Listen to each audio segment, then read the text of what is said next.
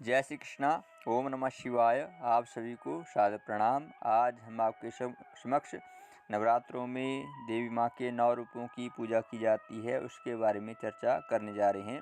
जिसमें सबसे पहले देवी माँ का जो पूजन किया जाता है शैलपुत्री के रूप में किया जाता है। कहा गया है कि वंदे वांछित लाभाय चंद्रार्धकृत शेखराम विषारूढ़ाम शूलधराम शैलपुत्रीम यशस्विन। अर्थात माँ दुर्गा अपने पहले स्वरूप में शैलपुत्री के नाम से जानी जाती है। पर्वतराज हिमालय के यहाँ पुत्री के रूप में उत्पन्न होने के कारण इनका नाम शैलपुत्री पड़ा था।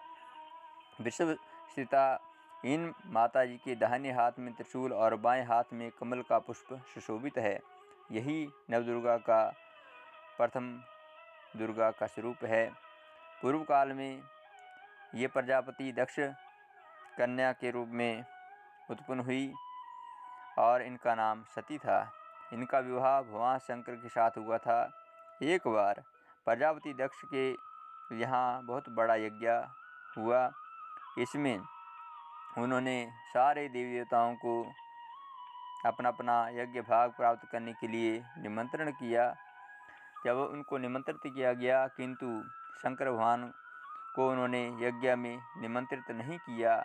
सती ने जब यह सुना कि हमारे पिता के यहाँ अनंत विशाल यज्ञ का अनुष्ठान हो रहा है, वे विशाल अनुष्ठान कर रहे हैं, तब वहाँ जाने के लिए उसका जो मन था वह विकल हो उठा।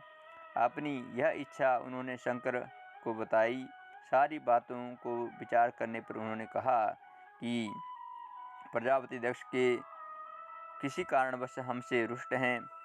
अपने यज्ञ में उन्होंने सारे देवी देवताओं को निमंत्रित किया है, उनके यज्ञ भाग में उन्हें समर्पित किए हैं, किंतु हमें जानबूझकर नहीं बुलाया गया है, कोई सूचना तक नहीं भेजी गई है। ऐसी स्थिति में तुम्हारा वहाँ पर जाना किसी प्रकार से श्रेयकर नहीं होगा। शंकर जी ने इस उपदेश को सती को प्रबोध करवाया, लेकिन उसको उसका बोध नहीं हुआ। पिता का यज्ञ देखने वहाँ जाकर माता और बहनों से मिलने की व्यग्रता किसी प्रकार से भी उसकी कम नहीं हो रही थी। उनका प्रबल आग्रह देखकर भगवान शंकर ने उन्हें वहाँ जाने की अनुमति दे दी। जब सती ने बारंबार कहा कि मुझे अपने पिता के यज्ञ में भाग लेने के लिए जाना है, क्योंकि सती कहने लगी कि पिता के घर में बिना बुलाए भी जाया जा सकता है। लेकिन शंकर भगवान ने उसको बार-बार कहा, लेकिन जब उन्होंने नहीं माना तब भगवान शंकर ने उनको अनुमति दे दी। सती ने पिता के घर पहुंचकर देखा कि कोई भी उनका आदर और प्रेम के साथ बातचीत नहीं कर रहा है। सारे लोग मुंह फेरे हुए हैं। केवल उनकी माता ने स्नेह से उन्हें गले में लगाया। बहनों की बातों में व्यंग्य और उपहास भरे हुए थे। परिजनों के व्यवहार से उसका मन बहुत क्लेश देखकर हो रहा था। उन्होंने यह भी देखा कि यहाँ पर चतुराधिक भगवान शंकर के प्रति तिरस्कार का भाव था और दक्ष ने उन्हें बड़े अपमानजनक वचन कहे। यह देखकर सती का हृदय क्षोभ, ग्लानि और क्रोध से संतप्त हो उठा। उन्होंने सोचा कि भगवान शंकर जी की बात न मानकर यहाँ आकर मैंने बहुत बड़ी गलती कर दी है। वह अपने पति भगवान शंकर के इस अपमान को बिल्कुल सहन नहीं कर पाई और उन्होंने अपने उस रूप को तत्क्षण योग अग्नि के द्वारा जलाकर भस्म कर दिया। वज्रपात के समान दारुण दुख घटना को सुनकर भगवान शंकर ने क्रुद्ध होकर अपने गणों को भेजकर दक्ष के उस यज्ञ को पूर्णतः विध्वंस किया और सती ने योग अग्नि द्वारा अपने शरीर को भस्म कर अगले जन्म में शैलराज हिमालय की पुत्री के रूप में जन्म लिया। इस बार वह शैलपुत्री के नाम से विख्यात हुई।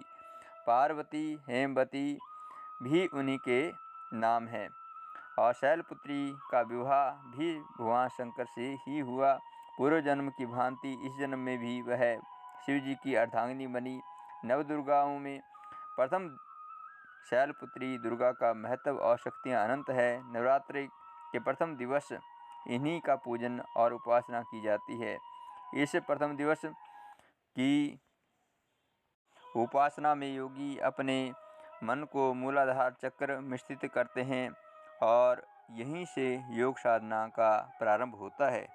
इसलिए जो भी भक्ति भाव श्रद्धा से युक्त होकर भगवती माँ की पूजना आराधना करता है, भगवती माँ उनकी समस्त कामनाओं को परिपूर्ण करती हैं।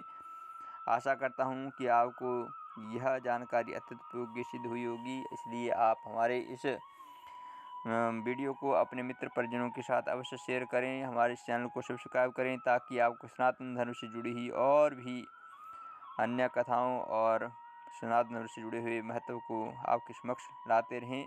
जय श्री कृष्णा। ओम नमः शिवाय। जय माता जी।